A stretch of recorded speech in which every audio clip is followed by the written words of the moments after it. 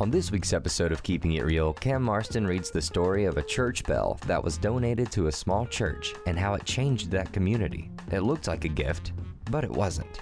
I can't stop thinking about this story I read a few weeks back. It's fantastic. From a book called Armchair Mystic by Mark Thibodeau. Here we go. There once was a small country town that had only one little chapel where all went to pray every Sunday.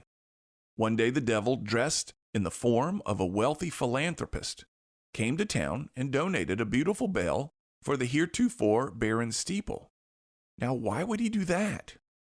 It seems the poor townspeople owned no watches or clocks, and since there was no church bell, they all gathered early in the morning and waited around for church to start. While waiting, the men and women sat under the trees, visiting with one another, while their children played in the churchyard. By the time the church began, the people knew who had died, what new babies had been born, whose tractor had broken down, and so on. They took all this with them as they went into church and began their service.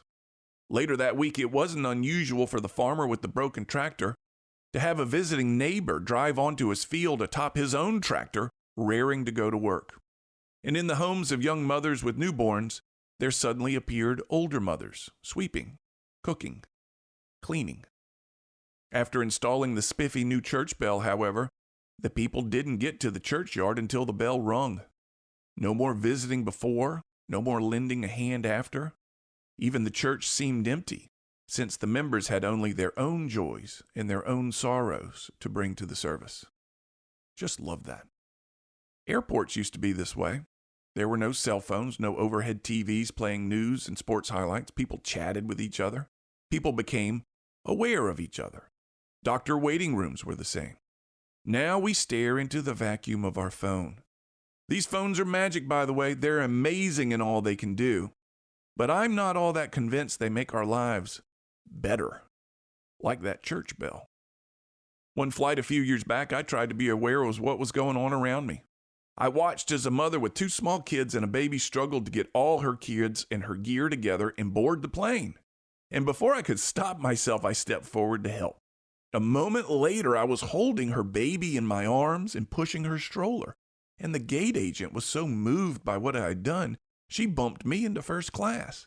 Another passenger saw it all and leapt forward to help too. We all talked. We all shared stories of traveling with small children. I remember it so well. Helping each other and talking to strangers are two guaranteed endorphin rushes. Check the science if you want. And yet the lure of the vacuum of our phones. What the hell? I'm Cam Marston, and I'm just trying to keep it real. To hear more commentaries, search for Keeping It Real with Cam Marston on your favorite podcast app or follow Cam Marston on social media.